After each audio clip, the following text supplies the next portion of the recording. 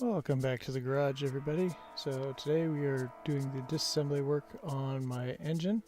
Got the choke removed. Now I'm popping the vacuum lines off this little distribution manifold on the back of the engine there. And then I got a couple linkages that I need to remove as well before we move on to bigger and better things.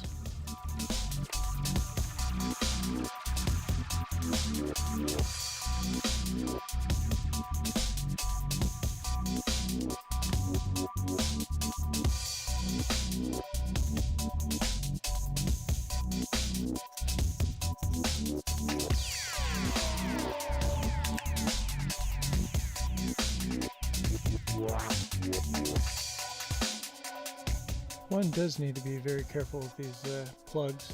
I was very carefully prying open the little locking tabs with the screwdriver. Yeah, if you break those little tabs off, it won't retain the plug properly. So just take your time.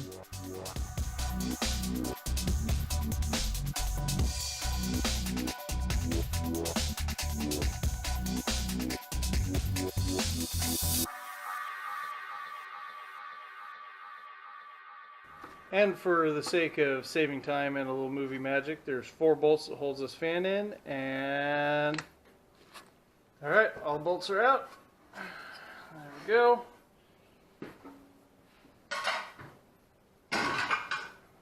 Set that aside. Now the only reason I open this up here, I'm actually going to have to pull the radiator too, is we got so much overhang of the firewall that this space is going to get taken up just moving it so I can clear the back of the firewall. Alright, we're getting down to the end here.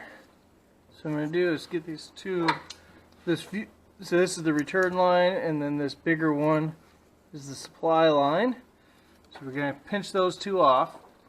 And then it looks like whoever had this truck before me changed out these fuel connections.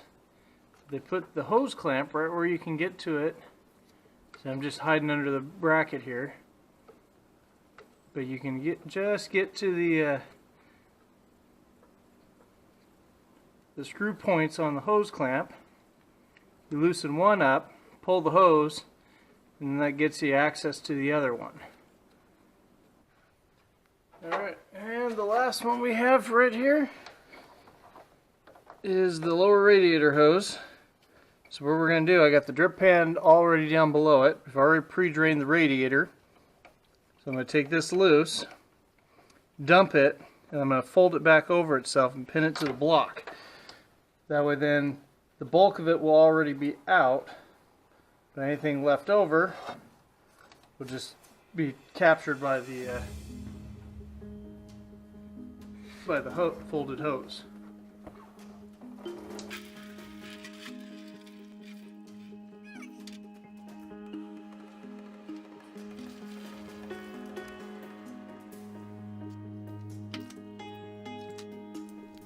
And now we need to remove the alternator. These are not the standard brackets.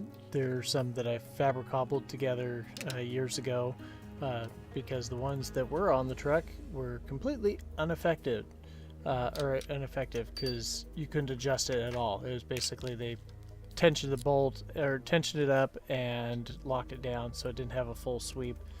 And mine work okay, but not as well as it should.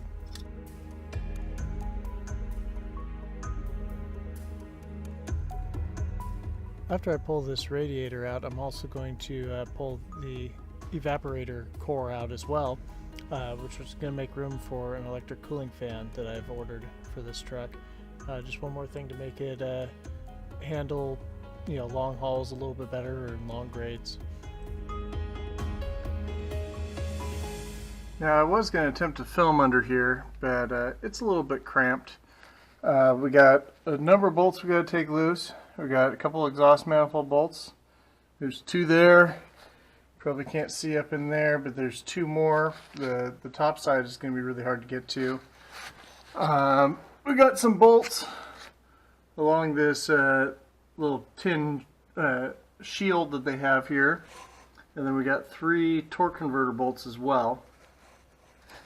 Also, one of the things that we took off of the the upper section is this piece right up in here, which is the kickdown linkage for the transmission.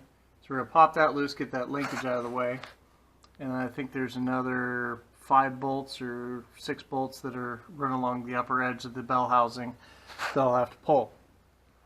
I'll also probably have to remove the starter, which it has 1 bolt down below and 1 bolt buried up on top that's super inconvenient to get to.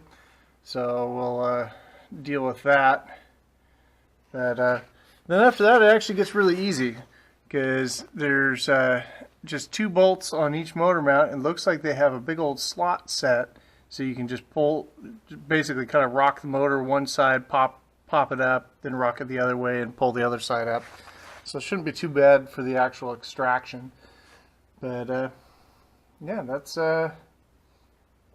what we got going down here. I'll bring you back when it's actually time to pull this thing all the way apart.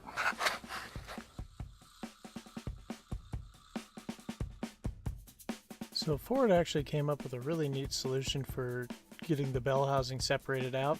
They added slots into the transmission cross member, so you can actually pull the whole transmission back about 1 inch, which allows you to get it off of the off and clear of the ring gear and everything else. And that also allows for vertical extraction a lot easier.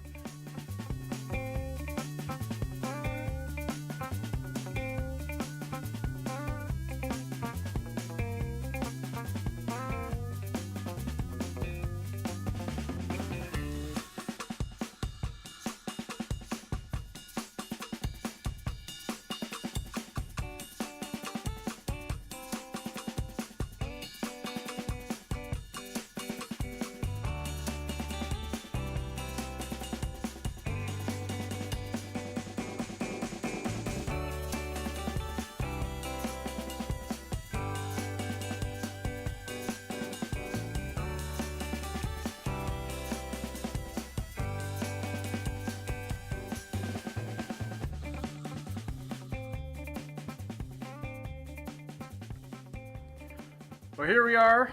Engine is out. Made the journey fairly unscathed. Didn't hurt the truck at all.